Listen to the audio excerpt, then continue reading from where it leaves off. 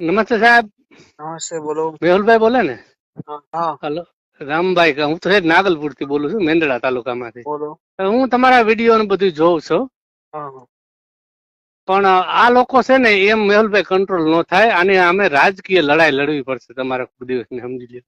એ બધું ધ્યાનમાં જ હોય ને મારા ભાઈ. એટલું બધું લઈને નીકળ્યા હોય તો પછી બધું વિચાર્યું જ હોય ને. હું તમારો બહુ મોટો ફ્રેન્ડ છું, કેમ કે તેમાં એક દિવસ ઓલા મોદી આવ્યો તો બે કટ હટાવ્યા હતા ને એના, હા હા. એ વસ્તુ બહુ કે સાલા વડાપ્રધાન નું આની પાસે કઈ આવતું નથી.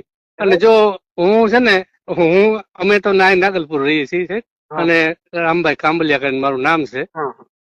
હું ભગવાનને એવી પ્રાર્થના કરું છું કે જો ભગવાન આ ગુજરાતને આવા મુખ્યમંત્રી મળે ને તો આ બધા સુધરે, બાકી અહીંયા હેઠે હાવ ભૂકો કાઢી નાખે છે ખૂબ ભાઈ. ખૂબ આભાર મારા ભાઈ. બધું થશે. જાગૃતતાની એક લહેર જોઈએ, અને એક લહેર ઈ આવશે. ધીમે ધીમે આવે, પણ આવે ખરા. સમજાણું કે નહીં? ધીમે ધીમે લોકો બોલતા તો થયા છે, હા હા. બોલતા થશે, અવાજ ઉઠાવતા થશે. લોકોમાં જયારે એ ભાવના હશે ને કે બદલાવ જોઈએ, ત્યારે ઓટોમેટિક બદલાવ આવે. બરાબર.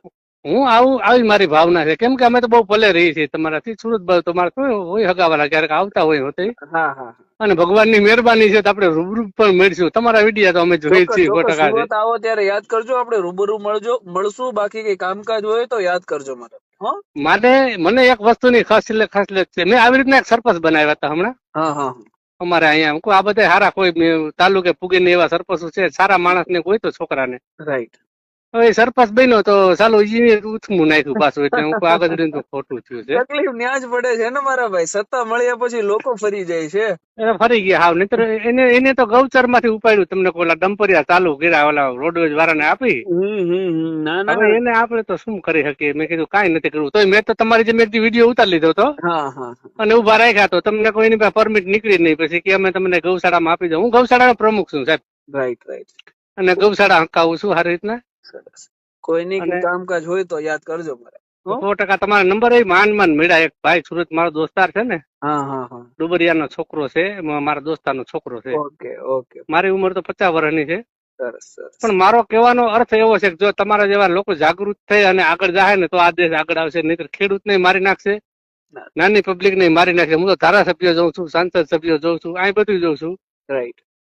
ના ના, બધું થશે. ધીમે ધીમે થશે. તમે હરેશભાઈ ઠુમર ને ઓળખો? હરેશભાઈ ઠુમર ને? હરેશ ઠુમર નહીં ઓળખતો ને. એ સુરતમાં નામ છે, અત્યારે અમારા જિલ્લા પંચાયતના સભ્ય છે. સુરતમાં એ બહુ કઈ કોન્ટ્રાક્ટર નું કદાચ કઈ જાણમાં હોય તો. ઓકે ઓકે બરાબર. હો. બાકી એનો હું મળીએ. મિત્ર છું. પણ ક્યારેક મારે એ વાત કરી લે, મને બહુ આનંદ આવે છે. ના હું ના, ઈશ્વર ચોક્કસ પાસે એવી ચોક્કસ. પ્રાર્થના કરું છું કે જો આવા માણસો છે ને, અત્યારે તમને કહું કેટલા બાળકો ભણીને રખડે છે, આ ભરી નોકરીઓ એના હાથમાં લઈ લે છે. રાઈટ. ત્યાંથી તમને કોઈ બધું શરૂઆત કરે. આ છોકરા રાતથી ભણ્યા હોય ને એને એ બિચારા રેખડે રાખે એમને, એની જિંદગી બરબાદ થઈ જાય છે. આપણે હું તો જોઉં છું ને અહીંયા. હા, રોજગારી નથી. રાઈટ છે ને. એ બધું થાય, ધીમે ધીમે થાય મારા. હો. બાકી કઈ કામ હોય તો યાદ કરો.